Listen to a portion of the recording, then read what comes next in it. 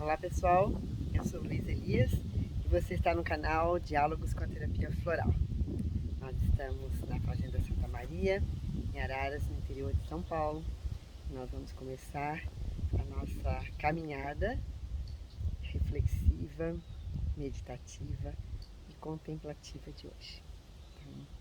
E durante essa caminhada nós vamos escolher um tema para a gente conversar, para a gente poder associar com as possibilidades de ajuda da terapia com os florais, com as essências de campos de consciência. Então, vamos lá, vamos começar esse dia tão lindo de sol. Nós vamos para um caminho, é um caminho de bastante sombra. Hoje está um dia bastante quente, então nós vamos escolher esse caminho, porque é um caminho bastante agradável, mas um caminho também com pouco sol. De uma certa forma, é o que a gente vai buscar hoje. E aí nós vamos observar a beleza desse caminho, porque quando a gente fala de sombra, essa palavra ela nos leva a uma reflexão dual, porque quando a gente busca a sombra para nos proteger de um calor, de um dia de sol, é muito gostoso, confortável, agradável. Mas quando a gente fala de sombra, nos referindo à dualidade, é o oposto da luz, muitas vezes esse tema, essa palavra, acaba assumindo uma conotação negativa. E então a gente, através dessa reflexão que já nos vem, a gente pode observar como as diferentes palavras, as diferentes observações podem ter conotações totalmente opostas, de acordo com aquilo que a gente busca ver, porque a gente acaba vendo nas coisas o que está refletido dentro de nós. A gente não consegue ver externamente aquilo que a gente não vê internamente. Acaba sendo um espelho, né? Então, muito do que a gente sente tem a ver não só com as coisas em si observadas, percebidas, com as sensações, mas também com as nossas ilusões, com aquilo que a gente cria dentro da gente de decodificação mesmo, no coração, na mente, daquilo que a gente observa, daquilo que a gente vivencia no dia a dia. Então, este caminho aqui é um caminho bem lindo, tem a sua beleza, é uma beleza diferente. E aqui atrás de mim, vocês podem observar um bambuzal amarelo, lindo. E esse bambuzal, atrás dele, deixa eu ver se eu consigo mostrar para vocês, né? Virando aqui a câmera, nós temos um lago. E essa é uma reserva, é uma mata, e até por isso que ela está cercada, para que ela possa realmente ser preservada. Então é uma reserva, e aqui então o bambuzal, que eu falei para vocês, nós temos 3 aqui. Algumas palmeiras foram agregadas, então A reserva de mata, ela está atrás dessa cerca. Então, é um local onde a gente não mexe.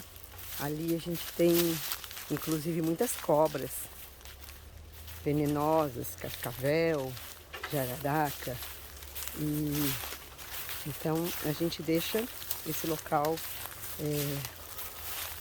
reservado e protegido mesmo. E aqui, nesse bambuzal,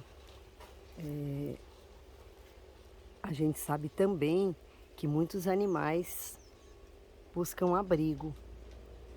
Inclusive as cobras, elas adoram fazer ninhos aqui. E eu gostaria então de aproveitar esse visual com esse bambuzal para falar um pouquinho para vocês sobre um tema que me vem agora à mente, que é a flexibilidade.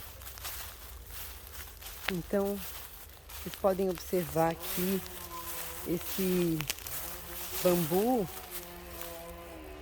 Olha que lindo. Esse bambu, ele tem uma característica muito peculiar, muito especial, que é traduzida na frase balança, mas não cai. Então, essa frase, balança, mas não cai, ela nos traz à mente a palavra flexibilidade. Então, hoje nós vamos falar sobre flexibilidade.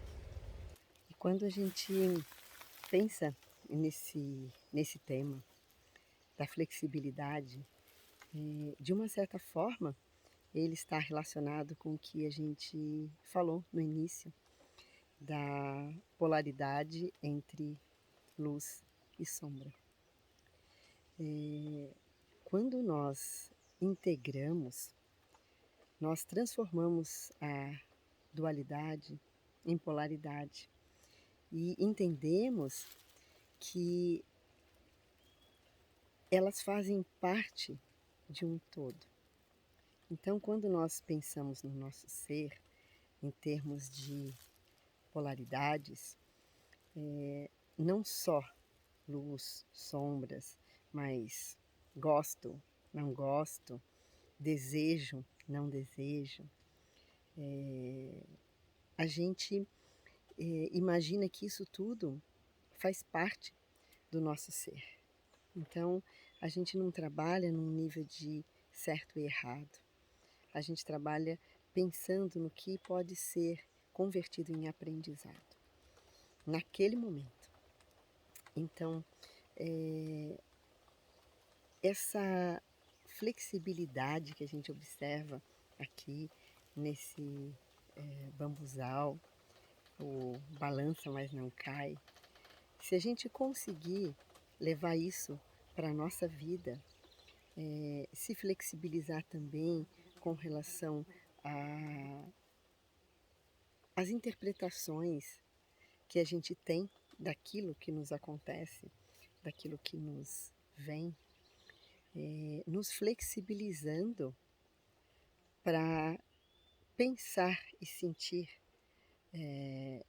de uma forma a integrar polaridades e saber que num determinado momento nós podemos estar alegres, no outro tristes, e indo um pouco mais adiante, um mesmo fato pode nos deixar alegres num dia e tristes no outro. E o fato é o mesmo, ele não muda. O que muda é o nosso estado de humor ou a nossa compreensão.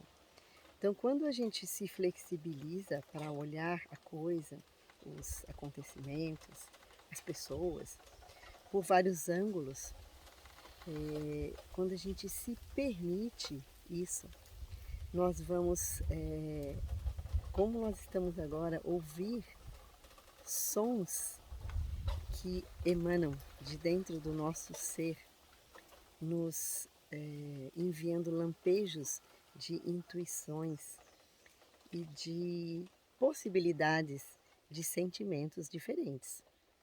Então, a gente pode se flexibilizar com uma determinada situação que às vezes não pode nos parecer adversa, mas essa situação, se nós nos flexibilizarmos diante dela e conseguirmos entender um outro lado, sempre voltando a nossa imaginação, o nosso pensamento, nossa compreensão para um aprendizado, as coisas não vão nos afetar tanto, porque essa flexibilidade de pensamento, essa flexibilidade de conduta até, porque os nossos pensamentos nos levam a atitudes, elas vão fazer com que o nosso corpo físico também tenha isso refletido. Então, no nosso corpo físico, nós vamos adoecer e sofrer menos de doenças relacionadas à inflexibilidade. Por exemplo, doenças articulares, doenças na coluna, que muitas vezes limitam o nosso movimento. Muitas vezes, pela dor, nos limitam de várias atitudes que nós normalmente poderíamos tomar diante da vida, diante da nossa família, diante do nosso trabalho, porque nós não conseguimos nos locomover. Temos dificuldade de locomoção, né? Muitos problemas de joelhos também, né, nas grandes articulações. A gente costuma dizer que a dificuldade de dobrar os joelhos, a dor, muitas vezes está relacionada à dificuldade de se dobrar diante de alguns acontecimentos na vida. Então a gente sabe que muitas vezes a gente pode e deve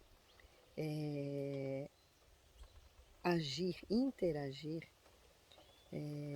assumindo o controle de determinadas coisas. Mas muitas vezes esse controle não nos é dado o direito ou até mesmo a capacidade de ter e de mudar algumas coisas. E aí nós temos que trabalhar a resignação, que é uma aceitação, mas não uma aceitação passiva de que, tá tudo bem, eu não posso fazer nada. É uma resignação de uma aceitação momentânea e de aprendizado. O que é que isso me ensina? Então, é uma aceitação ativa e também relacionada ao momento. Não significa que um fato que tenha que ser aceito naquele momento, ele precise se perdurar para sempre. Às vezes é só uma questão de paciência. Então, a paciência é uma outra virtude que a flexibilidade nos convida a desenvolver.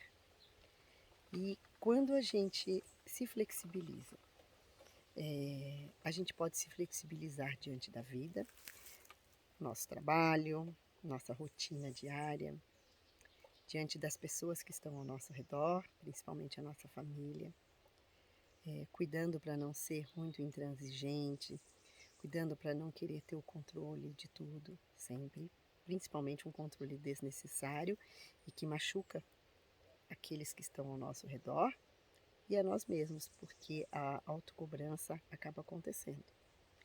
É claro que o controle muitas vezes ele é importante, principalmente quem é pai, quem é mãe sabe disso, né? Na questão da disciplina, na educação dos filhos. Mas não é sobre esse controle que eu estou falando. Eu estou falando sobre um controle que muitas vezes é desnecessário. E o autocontrole, a autoexigência, que a gente às vezes acaba tendo em maior ou menor grau. E a gente observa o quanto isso pode machucar, pode doer, quando a gente não consegue ter esse controle. Então, a flexibilização com relação às coisas externas, mas também com relação às coisas internas. Se flexibilizar com relação às cobranças, às autocobranças também, a necessidade de querer tudo perfeito, tudo certinho, tudo nos mínimos detalhes, que a gente sabe que também isso é importante num certo nível para trazer a excelência do nosso trabalho, da nossa prestação de serviço, da nossa fala diante da nossa obra. Mas também não é sobre isso. É sobre o que é exagerado e desnecessário. E aí a pergunta vem: qual é o limite entre o necessário e o excesso, o exagero? É claro que isso não é igual para todo mundo. E nem para a gente mesmo, quando a gente considera a linha do tempo, a linha do nosso aprendizado, das fases da nossa vida. Então, aqui fica o convite para autorreflexão. É por isso que a gente fala muito em meditação, em contemplação. Quando a gente caminha meditando, que é uma forma de meditar também, a gente contempla e a gente treina o nosso olhar para ter uma lucidez de como é que a gente está olhando e sentindo as coisas e associando com o sentimento que a gente traz dentro da gente. Por aquela questão de espelho que a gente já falou. Então, se vocês observarem, eu tenho aqui na minha camisa uma frase que também está espelhada e vocês não conseguem ler, mas eu vou falar para vocês, que é do Gandhi, Mahatma Gandhi, que diz: seja a mudança que você deseja ver no mundo. Então, o que isso significa, né? Isso é tão profundo e tão complexo e às vezes pode parecer tão simples também, né? E cada vez que a gente medita sobre essa frase, esse quase que postulado dele, né? O Gandhi, ele praticava a não violência, né? A ahimsa. Então, quando a gente pensa nisso, ela tem muito a ver com o que a gente está falando hoje, né? Então, para que você seja aquilo que você deseja ver lá fora. Porque se você não consegue ser dentro, internamente, você não vai conseguir ver isso refletido lá fora, né? A mudança é sempre de dentro para fora. Porque quando a gente muda o nosso ser, automaticamente o nosso campo energético, eletromagnético também se altera. E tudo que está ao nosso redor vai ser influenciado por esse campo. As plantas, os animais, as pessoas, o ecossistema. E isso também se traduz em atitudes. Então, quando a gente pensa na flexibilidade, a flexibilidade com relação à possibilidade de aprendizado, a possibilidade de pensar diferente e integrar. Então, um exemplo, o gosto e não gosto, quero e rejeito, que a gente pode associar a tudo. A gente acaba gostando e ficando, trazendo pra gente, pra nossa vida, aquilo que a gente gosta. E tem a tendência de rejeitar aquilo que a gente não gosta, de se afastar. E muitas vezes é importante a gente conviver com aquilo que a gente não gosta, porque às vezes a gente passa com o tempo a gostar daquilo, né? Quem, quando era criança, não experimentou a sensação de não poder comer alguma coisa, de realmente não suportar o cheiro nem o gosto, e com o tempo ir começando a se adaptar, experimentando e de repente começar a gostar e, e gostar muito e querer ter aquele alimento na rotina diária. Então, isso também tem a ver com vários, várias crenças, né? Vários padrões que a gente carrega dentro da gente, que a gente cria durante o nosso crescimento evolutivo, as fases da nossa vida, e também que muitas vezes nós trazemos de antepassados, de forma consciente ou não. A gente reproduz isso. A gente já falou um pouquinho sobre as constelações familiares, né? Então tem muito a ver também. E às vezes a gente ouve algumas pessoas falando: "Ah, eu nasci assim, vou morrer assim". E para aquelas pessoas isso é natural. E aí às vezes a gente observa e, e pensa: puxa, que oportunidade essa pessoa está perdendo de se flexibilizar para ver coisas diferentes, experimentar, experienciar coisas diferentes e ter a possibilidade de gostar ou não e depois continuar experienciando e ver o que sente num outro momento da vida. E isso vai fazer com que a gente, obviamente, tenha experiências diferentes na nossa vida e que vão estar refletidas na nossa saúde emocional, mental e física, como a gente falou, das dores articulares, as dores na coluna. Muitas vezes é tão difícil a gente associar essas dores, todas as dores que a gente sente, com questões do nosso padrão de pensamento, de comportamento, de crenças. A gente precisa desenvolver isso dentro da gente.